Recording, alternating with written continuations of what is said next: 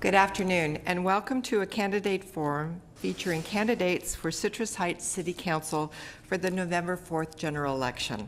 I'm Suzanne Finney, a volunteer with the League of Women Voters of Sacramento County and the moderator for today's forum. This forum is co-sponsored by the League of Women Voters and the Sacramento Metropolitan Cable Television Commission. The forum is being viewed live by an audience in the Sacramento Board of Supervisors chambers and by a live cable television audience at home. It is also being taped for rebroadcast on Metro Cable Channel 14, allowing hundreds of viewers to hear this forum over the next 4 weeks. The League of Women Voters is a nonpartisan, nonprofit organization of women and men established to promote political responsibility through informed and active participation of citizens in government. The League does not support, oppose, or evaluate candidates or political parties. Although our nonpartisanship policy does not permit endorsement of political candidates, we do, after careful study, take positions on political issues.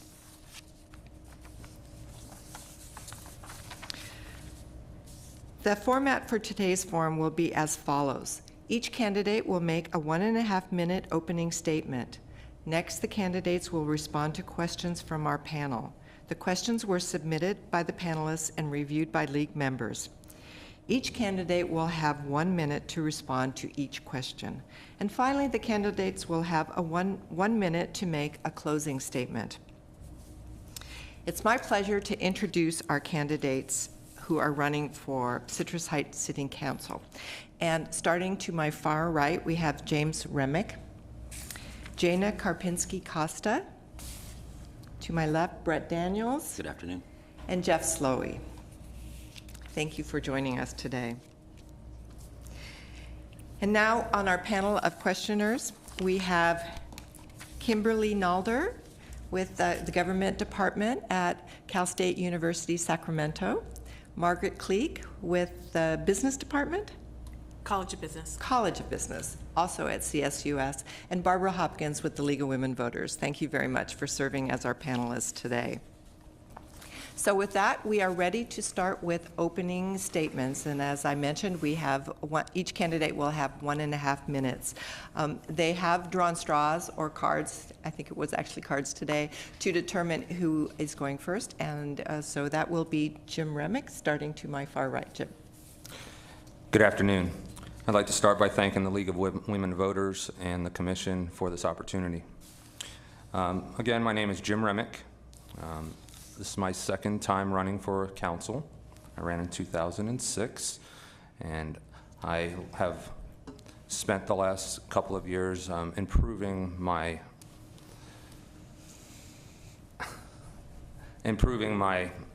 resume, per se, to better prepare myself to serve the community.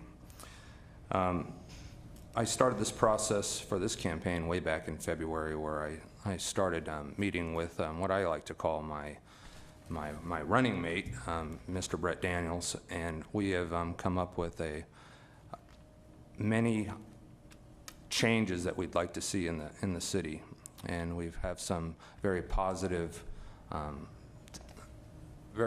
opportunities that we would like to bring to the community. Thank you. Thank you. Our next opening statement will be provided by Jana Karpinski-Costa. Thank you, and thanks to the League. Good afternoon, residents of the city of Citrus Heights. My name is Jana Karpinski-Costa. My message in 2004 was to keep the promises of the cityhood leaders: better law enforcement, better traffic solutions, better local economy, and accountability for our tax dollars. In the last 4 years, I have worked arduously to keep those promises to the citizens of Citrus Heights. I voted to start our own police department and help select the first police chief. The Citrus Heights Police Department is now one of the most respected public safety agencies in the region. CHPD is fully equipped and staffed by a team of dedicated and talented officers and support personnel. Citizens now feel safer in their homes and on our streets. I supported traffic measures that have not only increased enforcement of traffic laws, but also has resulted in fewer collisions and accidents and fatalities. Our local economy is just like other cities. We have all suffered decreased revenues in these tough economic times. But despite the declining sales tax revenue that we experienced, the city has remained fiscally sound. We saved $3.5 million in last year's budget. We have $35 million in healthy reserves. We are a debt-free city. I voted to build our own community center. It should be up and running in 2009, paid for with cash we saved for that purpose. Yes, we've done a lot in 4 years, more than I can summarize in 1.5 minutes. I'm running for re-election to the City of Citrus Heights City Council because there is still much to do and still promises to keep. Thank you. Thank you. Our next opening statement will be provided by Brett Daniels. Thank you very much, and also thank you to the League. It's unfortunate, but this may be the only opportunity that the folks of Citrus Heights get to see all of us together at one time. Other forums have been scheduled, but not all of the candidates have agreed to appear at those forums, unfortunately, so this may be the only chance. I first moved to Citrus Heights in 1973 when the mall opened, so I've been there a long time.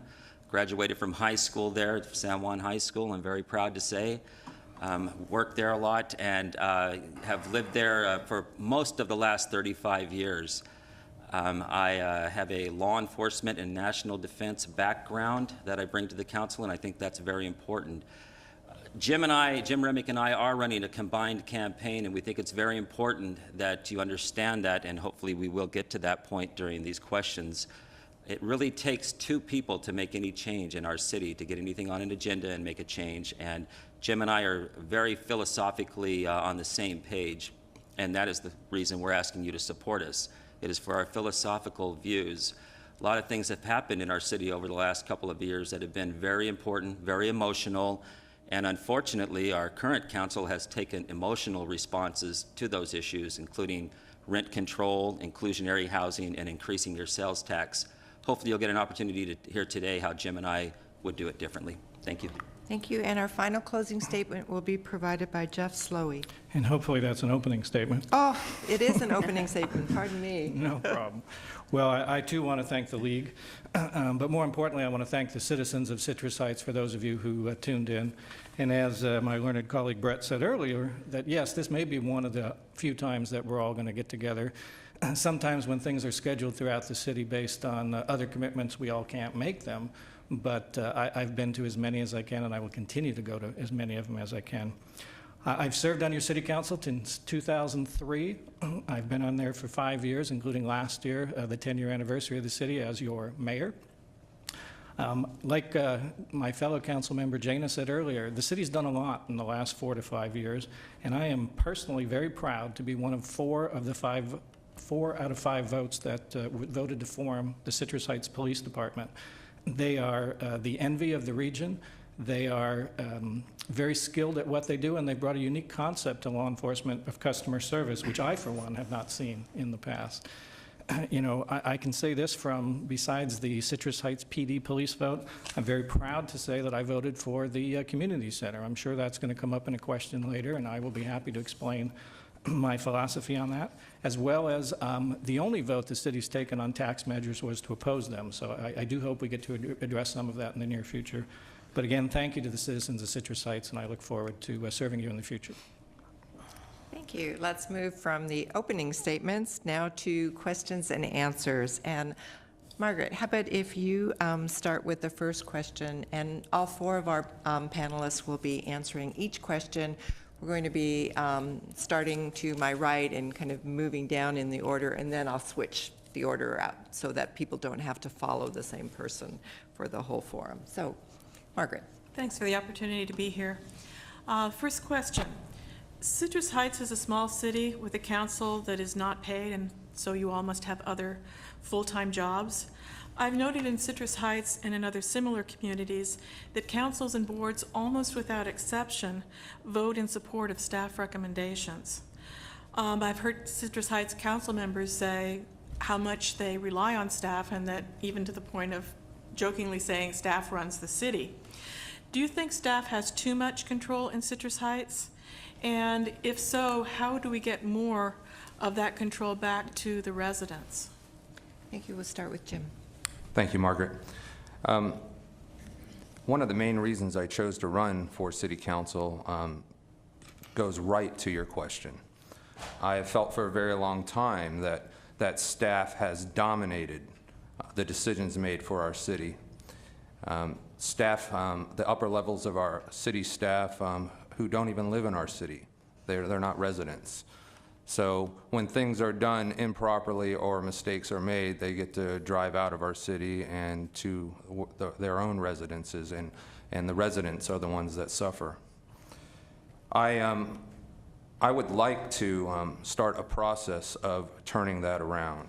I see a necessary thing for our city to take the next steps forward for a council to actually do what they are intended to do. The citizens of the community go through a process of election to pick leaders, and that is critical for the success of our city. So thank you for your question. Thank you. Now we'll hear from Jana. We are paid a stipend. You said we weren't paid. We are paid a stipend. I know, but it's you can't live on it. Okay, the way our city works is we have a city council, city manager form of government. The city council sets policy, and the city manager, he's the manager of the entire corporation, follows it out. We have set the policy, and staff makes recommendation based on the policies we set. We question staff at meetings. We sometimes read ahead of time, notify staff individually of our concerns about anything. Sometimes they're corrected. Sometimes we wait to public forums to discuss it. The citizens have an opportunity to participate, one by electing competent counsel, and the other is by public participation. And we involve the public in many areas. We have our neighborhood associations, we have public forums, we have a very good notifying system to get the word out to anybody who wants to learn about the word. So I think our staff is competent in carrying out the policies set by council. Thank you. Now, Brett, please. Thank you very much. I sat on the council from 1999 to 2005, and I have to tell you that for the most part, I do believe honestly that the city staff are good people with good hearts and good intentions. The problem is almost all of them live outside of Citrus Heights. So when they make staff recommendations, I think what's missing in the process is the quality of life part of the process. They don't take into account the issues of more traffic on our roads, the issues of more crime in our neighborhoods. They just make a recommendation that they feel, I believe, is in the best interest of a certain group of folks at the time. And that's wrong, because the element that is left out are the people that live in our city now. So Jim and I do believe, honestly, and we will get an opportunity hopefully in December when our community development director retires, and we will be choosing a new one, to have that person actually be a part of our community. At this point, I believe only one director in all of the Citrus Heights city staff lives in Citrus Heights, and that needs to change. Thank you. And now Jeff. Great question. I chuckle at some of the responses because, legally, number one, you can't make somebody live in your city.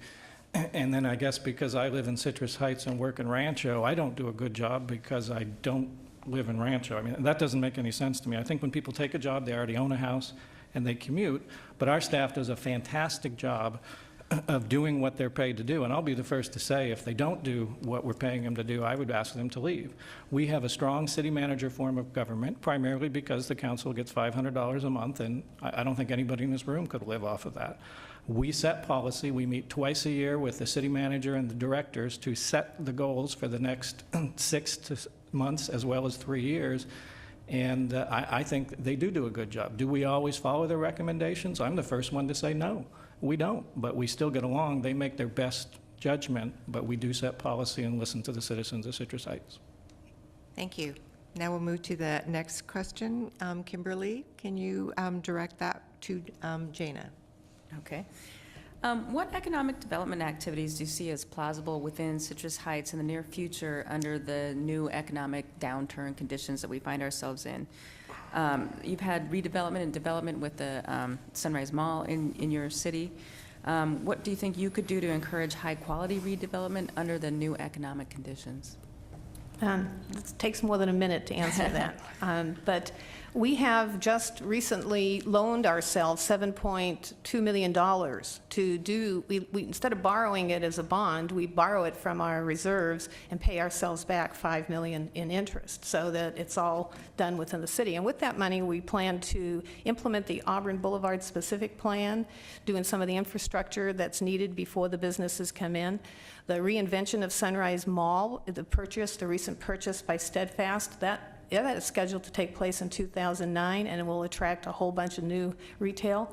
We're undertaking a new Antelope Road improvement project, and there's like a vacant whole corridor there, and we plan to involve the community and figure out what is feasible to put there and attract it.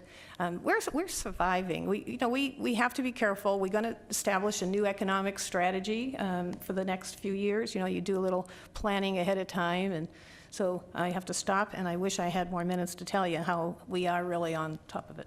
Thank you. Brett? Well, Jane is right in that it's impossible to answer this in a minute, but unfortunately she's wrong in the fact that something is being moved forward. The Auburn Boulevard corridor has been set for redevelopment and redesign and re-this and re-that for probably pushing 10 years now. It's ludicrous that it's been ignored. It is a big-time business community that gets nothing at this point from the city. Jim and I have a plan to put it into effect where we redevelop it from the interstate inward, not from inward out to the interstate. As far as the Sunrise Mall area goes, the city did great things when I was on the council in revitalizing the Sunrise Marketplace. That's our 500 business, 1 square mile business district up there. But now if you go up there and look around, the city has neglected it terribly. And people make their decisions to shop based on how areas look. And if we don't start paying attention to the marketplace once again and put some more lipstick on it, people are not going to be coming back to the marketplace in a very short term. And when the Folsom Mall opens, we're going to be in a lot of trouble. So we need to start paying attention to that. Jim and I also have a plan to educate every citizen in our city about the importance of shopping in Citrus Heights. Thank you. Jeff? Thank you. I don't think the plan of shopping in Citrus Heights is new to anybody. Anybody who lives there has heard that for many years from the council and many others. I would agree with Jana in the sense that the Auburn Boulevard plan is coming to fruition. The reality is it's a $25 million project, and we have not had the funds to do that. Sunrise Mall, in this present economy, to get a Steadfast, an outside company, to come in and spend $80 million to purchase that mall, plus to have a $40 to $50 million program set to add square footage, I think we're doing great. I can say that I can name 6 businesses that are currently looking at locations. 4 of them have found locations in Citrus Heights. We have 2, 1 federal, 1 state agency looking to relocate to our community. It is tough economic times, but Citrus Heights has a steady clientele, good citizens, and the amount of economic development behind the scenes that's going on is phenomenal. Thank you. And Jim? Auburn Boulevard has been a passion of mine since being a business owner on the boulevard for almost 10 years. I like to say when I'm talking to business owners that I feel that the corridor was actually in better shape back in the 90s than it is now. When you talk to those business owners, they complain about neglect and how other areas of the city keep getting attention and they keep getting ignored. I've heard time and time again that the Auburn Boulevard corridor would be redeveloped. I almost take offense to the notion that of saying that the boulevard costs $25 million to redevelop. We're spending $11 million on a community center. I think our businesses in Citrus Heights deserved that opportunity to have their area redeveloped long before a community center was implemented. Thank you. Barbara, you're up for the next question, and if you could direct it to Brett Daniels. Okay. Homelessness is a national tragedy that's affecting every city in the country. And my question is, Citrus Heights recently had their first reading on their ordinance. And I'd like you to explain, if you will, your thinking about that ordinance, as well as your ideas about addressing homelessness in Citrus Heights. Sure. You know, we've noticed an uptick in that. Jim and I have been walking precincts every day for about a month and a half now, and we're noticing that problem, an increase in that problem. I have two positions. The first one is that I don't believe that there should be any kind of illegality placed on the fact that somebody is homeless and they're sleeping in public places or things like that. At some point, you got to be reasonable and anticipate that somebody that doesn't have a home is going to have to sleep somewhere. So rousing people out of a campsite, as much as I would prefer not to see them along our creeks and things like that, I think is just a wrong approach. That being said, on the other end, I don't want to see Citrus Heights to become some sort of haven that starts supplying services to homeless folks in the form of organized areas and things like that. I think when you do that, you just exacerbate the problem and you bring more of a homeless clientele to your area, and that would be just a devastation for the city of Citrus Heights. Thank you. Jeff?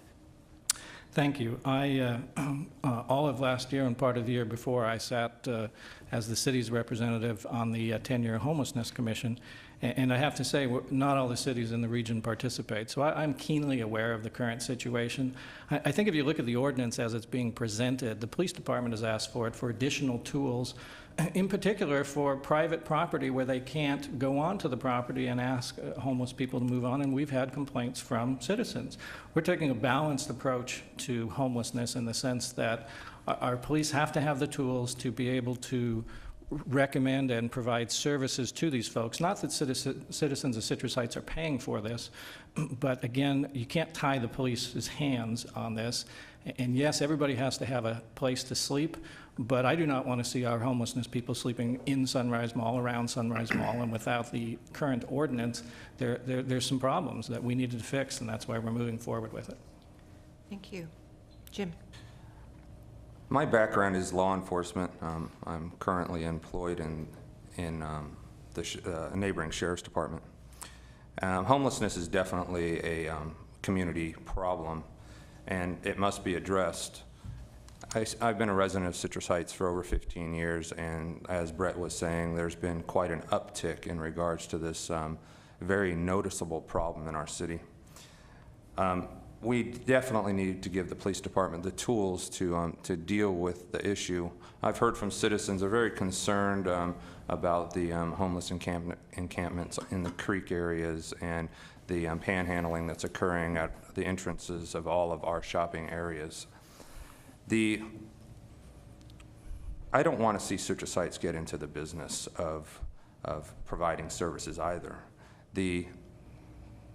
I believe the county has the jurisdiction to handle that, and we pay quite a payment every year in our revenue neutrality, which is all of our property taxes each year go to the county. I think they should handle that. Thank you. Thanks.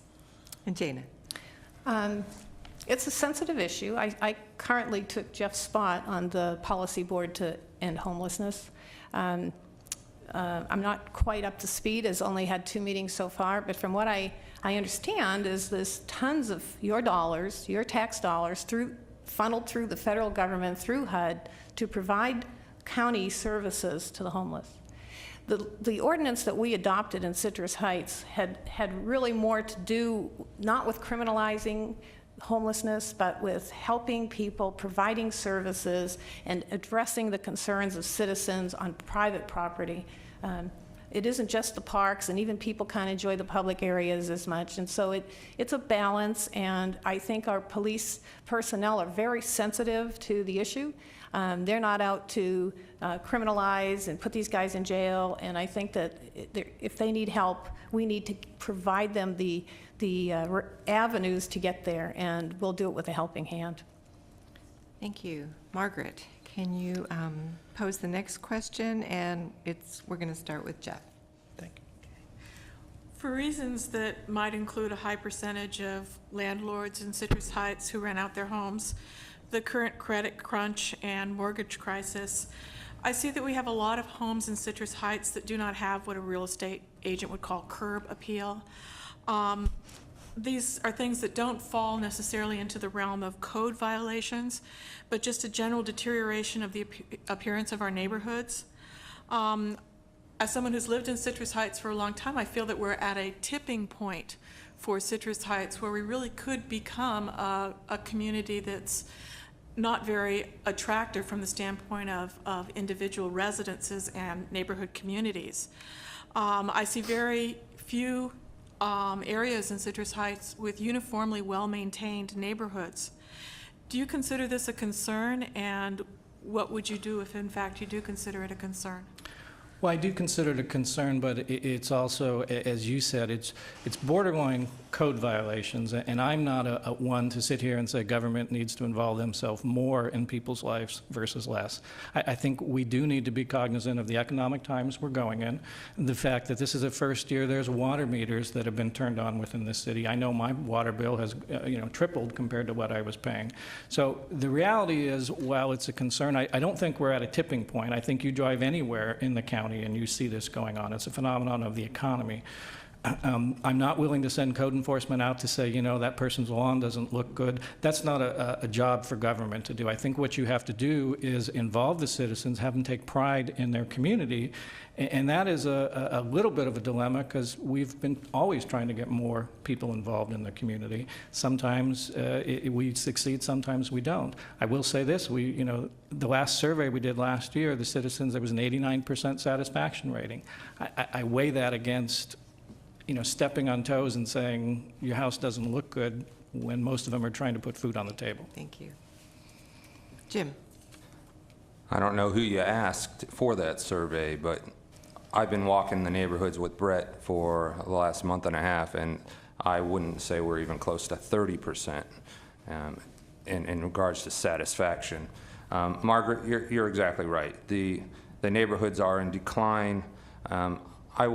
I want to point that blame at when you go down to City Hall and you try to get a permit, the customer service there is atrocious.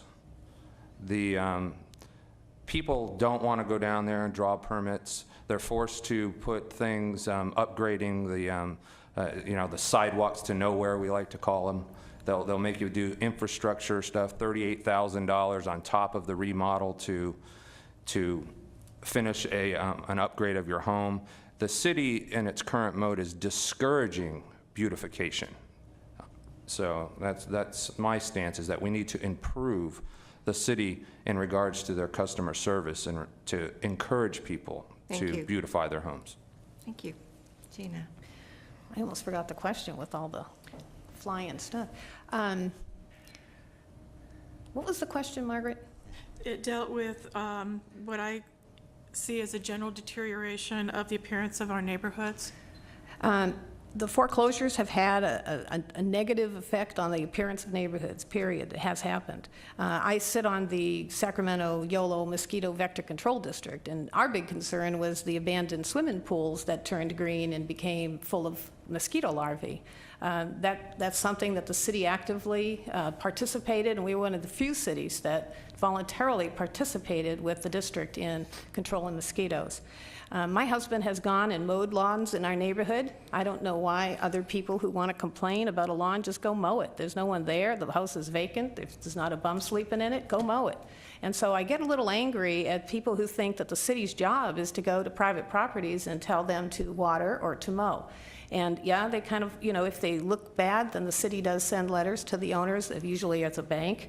And I support sending letters to the bank and saying, hey, your windows have been blown out and broken. And so, yeah, I think it's created neighborhood blight, but I don't think it's the city's job to go and fix up houses. And luckily, our neighborhoods are first to recover in Citrus Heights because homes are so much affordable in Citrus Heights. So we are recovering, and it's just a matter of time. Thank you. Brett? Thank you. Well, I'm glad that Jana's husband is out doing that. I have 3 of these houses on my street alone in a nice neighborhood, and I do water one of them. I hope I don't get arrested for that like somebody did down in Galt or wherever it was. And the other neighbors try to keep the other ones looking good. It's hard to do, but we try to do it, and I think that is something that does need to happen by those that just live in the community. It's that simple. You can make a difference just by doing that. But I think Mr. Slowey's wrong when he says he doesn't think we're at a tipping point. I think we've tipped and we've toppled. Are you kidding me? Again, Jim and I are out walking neighborhoods, and we see these homes, and they're everywhere in our city. and they create other unintended consequences, such as people breaking into them, areas for the homeless to go into, area for youngsters to go into, areas that have then copper thefts that occur at the residence and things like that. It causes all kinds of problems, and what it does is it brings a criminal element into a neighborhood. So yeah, we need to pay attention, and we need to figure out a way to have the owners of these homes, whether they be banks or whether they be other institutions, to take care of them. Thank you. We're going to switch directions now and go this way. So, Kimberly, will you pose a question that will be directed to Jeff, and we will proceed answering in the reverse direction? Okay, some of the voters who are watching this at home might be concerned about what your overarching philosophy of governance is. Sort of what do you prioritize? What are your values that you look for in a governing philosophy? And what principles do you act on? Great question. I have 4 priorities, if you will. They were my priorities in 2003 when I was put on the council, and I think they're just as relevant today. Fiscal responsibility. I believe that we need to ensure governmental responsibility under the city's current 10-year budget model. Now, we are one of the few cities who use a 10-year budget model. Most spend what they get in. I think we need to reduce unnecessary spending, and we have done a very good job of that. I also believe in responsible growth. I think properly planned and controlled growth can be an asset to a community as opposed to detriment. I believe it's everybody's job, in particular the city council and the city folks, to support strong police presence, and I think our Citrus Heights PD is doing a great job. And the last one, I truly believe in encouraging neighborhood involvement. Citizens living in a neighborhood should have a say on impacts and development within their area, and I think developers should vet those projects out prior to bringing them forward. Thank you. Brett? Thank you very much. I think that is absolutely the best question so far, definitely. It is absolutely the thing you need to pay attention about in this campaign more than anything. It's the philosophies of the candidates, not what they say, but what they've done and what they'll do in the future if you allow them. It's surprising to me that Mr. Slowey would talk about fiscal responsibility when he has done things such as support rent control, increasing your sales tax, and inclusionary housing. We'll never do that. I can tell you that. Jim Remick and I will never do that. We believe the government needs to stay out of your way, and people will prosper in the process. We've talked to so many people that have said how the city has put handcuffs and roadblocks as to what they're trying to do with their homes and their businesses, and has kept them from doing that, and in the process has only hurt our city. So Jim and I will look to get rid of those kind of roadblocks, and the governance you will see is one that allows people to prosper.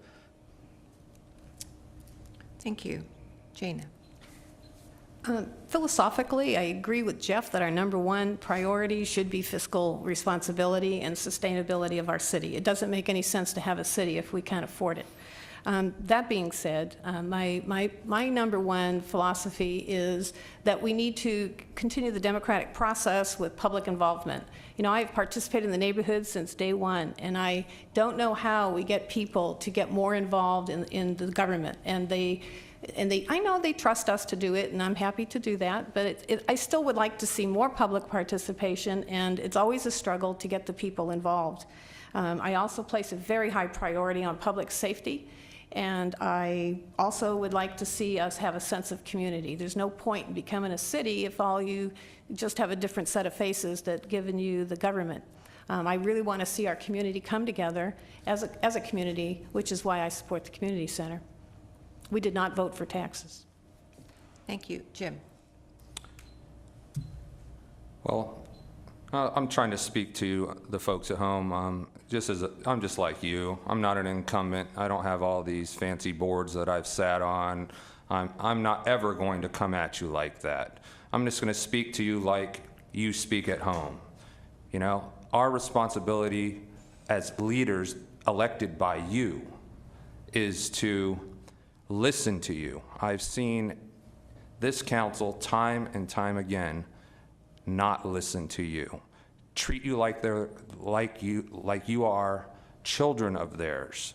It is not our jobs as council member to be your parent. It's our jobs to listen to those that elect us. And that will be the thing that I bring most to this council. I'll never forget who put me there. Thank you. Barbara, you are posing the next question, and we're going to start with Brett. I'd like to ask you about affordable housing. And affordable housing is a very critical issue for our low-income families. Many of them are service providers who work in Citrus Heights, or teachers and so forth. And although Citrus Heights is built up, there is some land for infill and so forth. And I would like to hear your opinion or ideas for providing affordable housing for Citrus Heights residents. Thank you. You know, Citrus Heights is a built-out city, probably about 98% now. We don't have too much left. But what we do have left is something that needs to be protected more so for what we call move-up housing. We have an incredible amount of apartments in our city. Our city is one of the few that is less than 50% owner-occupied in our residences. We have plenty of affordable housing in Citrus Heights. Jim Remick and I advocate no additional multifamily housing in our city, with the exception of senior housing. The senior housing that has come in over the last couple of years in Citrus Heights has been something that has served a great purpose, and it has done so without pulling services from the city. So we will not support any additional multifamily housing in Citrus Heights, with the exception of senior housing, and we will advocate for our land to be used more so for move-up housing, which is what's truly missing from our city. Thank you. Jana. Citrus Heights was the first city to finish its housing element, which is part of a state requirement. The state dictates by region how many, in each jurisdiction, how many parcels must be designated or at least be available for affordable housing. You don't have to build it, but you have to have it available. We meet that requirement. Our numbers are quite low, and they are met by providing senior housing. We have 520-some seniors that live in Lakeview Village, and when that mobile home park was sold by the Catholic Church, the new owners opted to raise their rent from $500 and some to $800. These are seniors on fixed income, so while you might want to support senior housing and yet not support rent control for the people of Lakeview, and that was the criticism that's been lodged against us, it was not rent control for the city, it was rent control for these mobile homes that seniors occupy. And so I stand by that vote, as it was the right thing to do. It does keep things affordable for seniors. Thank you. Jim. I'd like to echo everything that Brett Daniels just mentioned. Our city, when you talk to the folks, when you get out and you actually knock on doors and you communicate with a large number of people, you'll find that this hits the top of the scales as a complaint. They are just baffled by the amount of apartment complexes and rental homes in the neighborhoods. And when you speak to providing more, Citrus Heights has done its share. We do need to focus on providing some of that move-up housing that Brett was talking about, because that is the element that is lacking in our city. We need to expand, what our city is. I mean, successful municipalities have the gambit of things. It doesn't have 50% of affordable housing and nothing for me to move into if I find some success in life. At this point, if I'm more successful, I have to move out of Citrus Heights. And I don't want to see our citizens do that. Thank you. Jeff. Thanks. I would agree that, we do have today our fair share of affordable housing, and we've only been a city 11 years. We inherited 98% of that from the county, who seemed to dump a lot of it into Citrus Heights.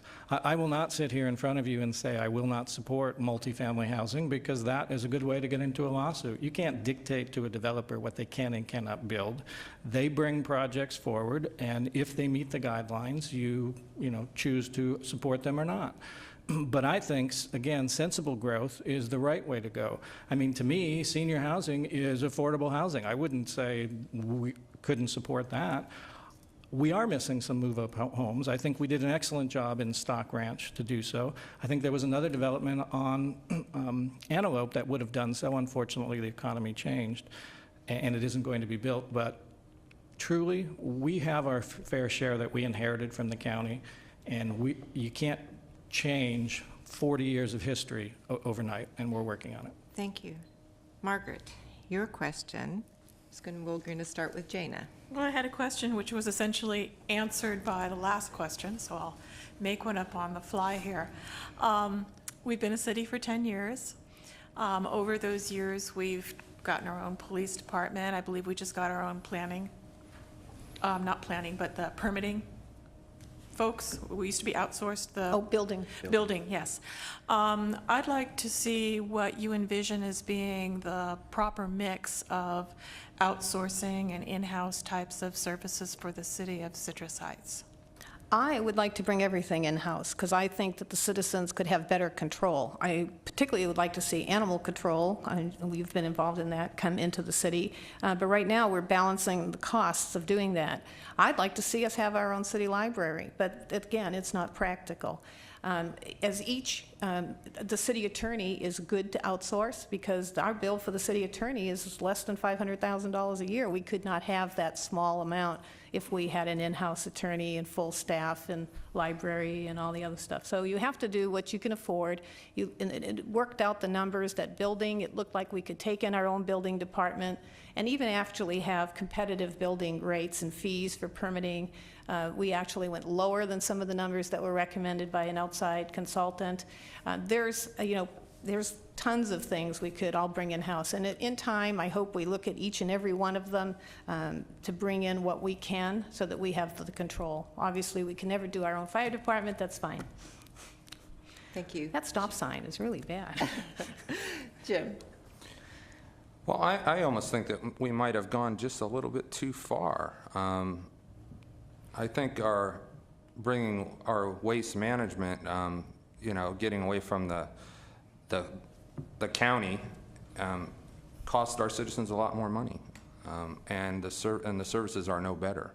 When we brought that, it's still a contract, but we decided that we'd pull away from something that was working, and all of our citizens are paying a lot more for it now.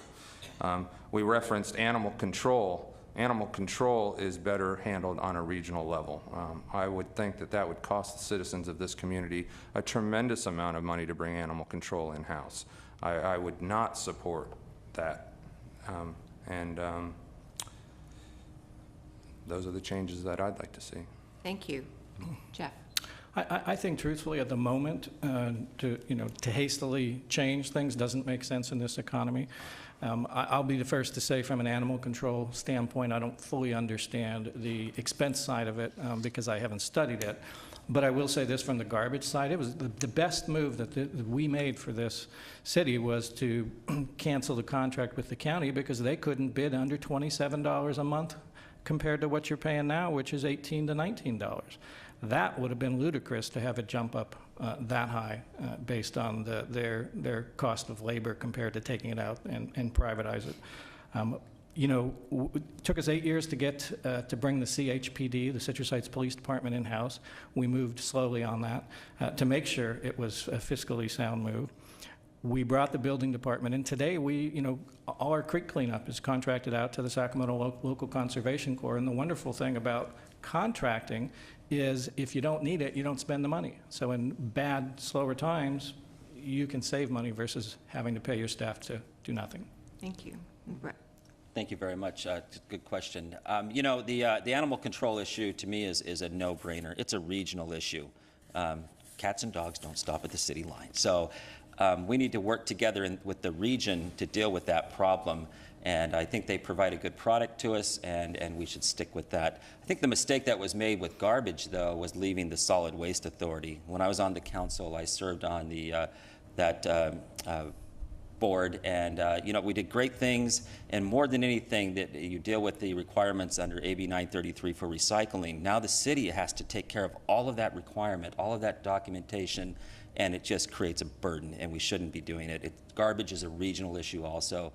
I think one thing we are missing the boat on, though, what we could take in-house is our landscaping services. We contract that out, and I think those guys do a good job, but I think we pay too much for it, for what we get, and I think we could do a much better job with bringing that in-house and really kind of attacking that area around the Sunrise Marketplace that I mentioned earlier that is neglected. Thank you.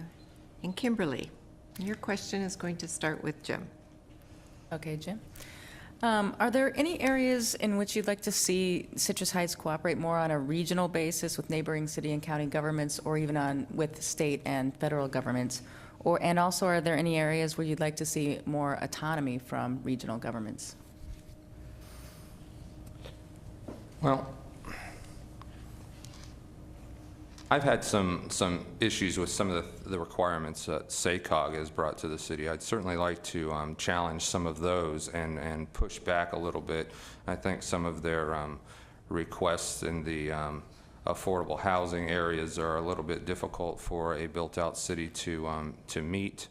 I think that we're held to a standard similar to that of a city that has endless growth potential in regards to geography. I would definitely like to see more autonomy from that process. So I think that might be my number one answer to your question. I would like to see more regional cooperation with law enforcement. I think crime, again, doesn't stop at the border. It crosses back and forth continually. People roll into our city, commit crime, and roll out. And unfortunately, some residents probably start in our city and go into other neighborhoods. I think there's a great opportunity to have some partnerships, and some of those partnerships save the city a lot of money also. So I'll give an example. Thank you. We have a SWAT team. I know it goes by very quickly. Jeff. Yeah, great question. I mean, we all talk about regionalism, but I'm the first one to say that as a region in Sacramento, most cities don't practice regionalism. I think Citrus Heights does to an extent. You know, yeah, I've heard several times crime doesn't stop in the region, or in the city or the borders. I think our police department is more regionally cooperative than it was when we were under the sheriff's department. You know, we have mutual aid with Folsom. I can name all the different times we've assisted them. Sacramento City, Sacramento County. You know, it's amazing to me when you put smart minds together what they can come up with and what type of money they can save. I would love to have a better working relationship with the city of Roseville. Unfortunately, the problem there is that's Placer County. And, you know, they're our northern border. We've talked to them, but their goals don't necessarily mesh with our goals. And it's difficult to get an elected body to agree to something when there's nothing in it for them financially. Thank you. Brett. Thanks. You know, we touched on those in the last question. Some of them, the animal control, the solid waste authority, you know, those kind of things, I think you'll find differing opinions between council members and candidates, and that's probably a good thing. Things such as Mr. Slowey just remarked about somehow considering the fact that maybe we helped out in Folsom or did something as regionalism is just kind of silly, actually. That's not addressing the point. What Jim was making the point of with SWAT was our city turned around and spent about $250,000 on a SWAT vehicle. All our officers are pretty much SWAT trained, and I believe the number that we were told is that we've had, I think, 2 or 3 SWAT call-outs in 2 years. That's wasting money is what that boils down to. And that should have never have happened, and unfortunately it did. And so you can't change it now. But I think that there are great opportunities with Roseville, but there just seems to be a failure of leadership to get Roseville to the table to do things together, and that certainly needs to change. Thank you. And Jana. I'd like to see planning move away from regional planning to more local. I don't like when SACOG dictates our planning. It just grits me.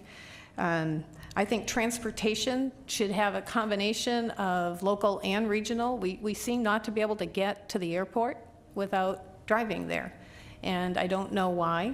I'd like to see locally our seniors be able to move around and get to the places they need to go without having a difficulty, and we can get cars off the road if we had better transportation. And so that's kind of a mix of regional and local.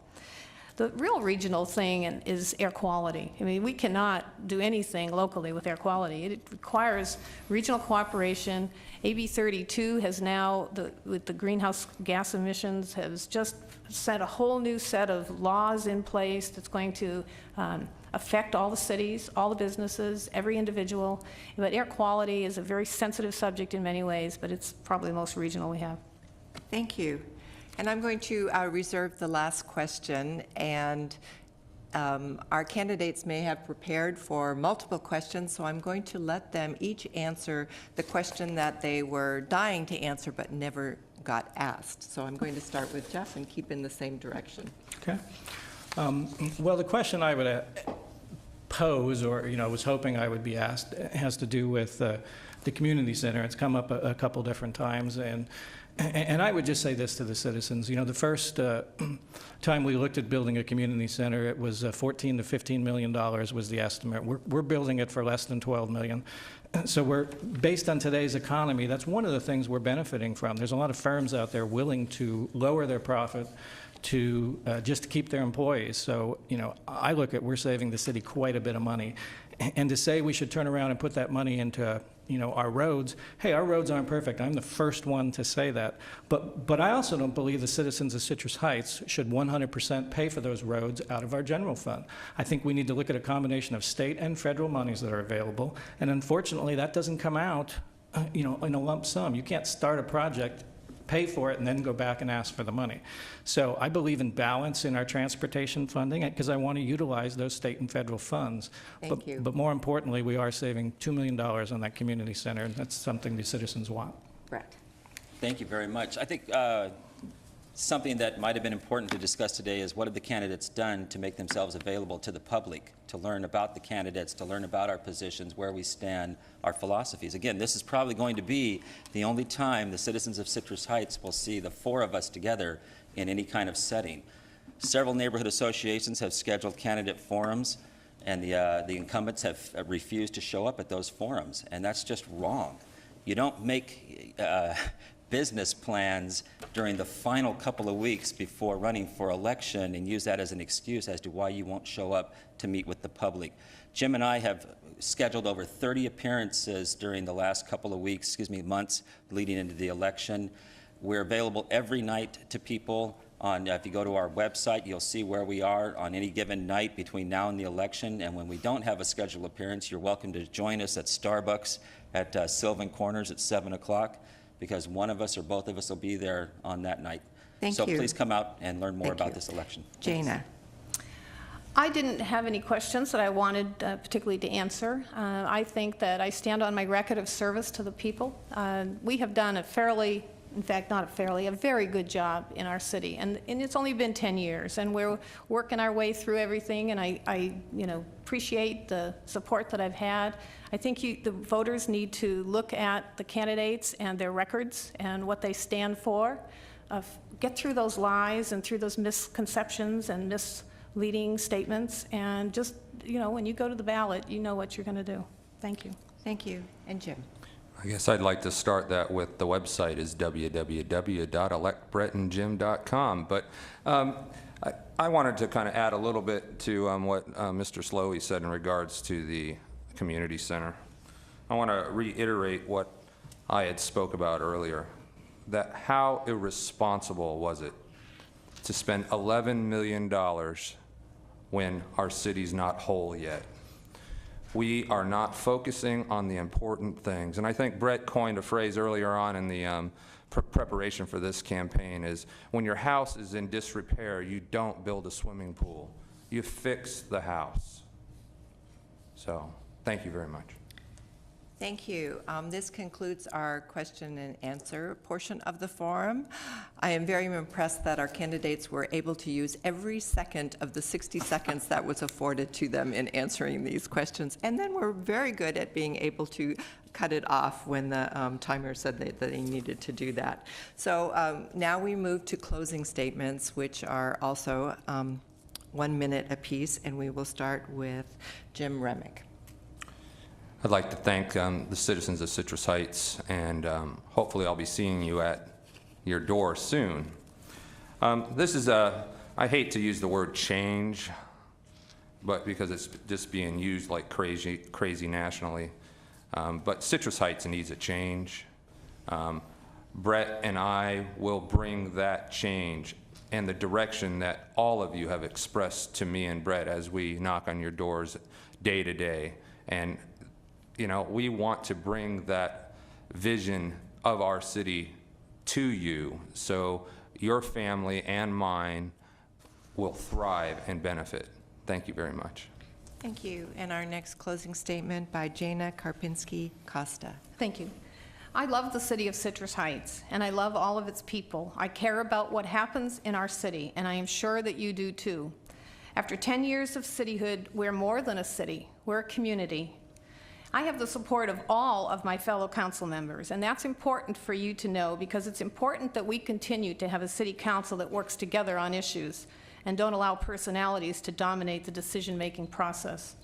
I'm supported by many, many community members and endorsed by Supervisor Roberta McGlashan, Sheriff John McGinnis, Assembly Member Roger Nilo, and the Citrus Heights Chamber of Commerce, PAC. I know you care about Citrus Heights, so I'm asking you to join them and support me. I've done a good job for 4 years and would like to continue to serve you for another 4. I will continue to keep the promises of cityhood.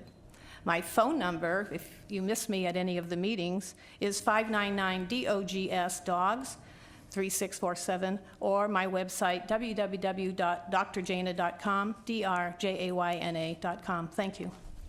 Thank you. And the next closing statement by Brett Daniels. Thank you very much. You know, it was a pleasure and an honor to serve on the City Council from 1999 to 2005. Those of you that know me know I was going through some personal things and decided to step down in 2005.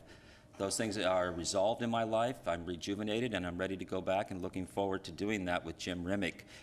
You know, it's all to me about philosophies. And again, I hope you get an opportunity to educate yourself even further because we just haven't had enough time to do that today. But I'm not going to list a bunch of fancy endorsements from politicians because I don't know if they really mean anything, but I will tell you that Jim Remick and I are supported and endorsed by the Sacramento Builders Exchange, the Rental Housing Association. Those are organizations that know that we're going to make a difference in what Citrus Heights looks like and the quality of life that is there. We're also endorsed by Michael Sides, the 2007 president of the Chamber of Commerce, and Marcia Fritz, the 2006 president of the Chamber of Commerce. We have the interest of business, and if you travel up and down Auburn Boulevard and Sunrise and Greenback, where our business communities are, you'll see our signs out because our business community also knows that we're going to make this the best, most thriving, vibrant city in the West Coast.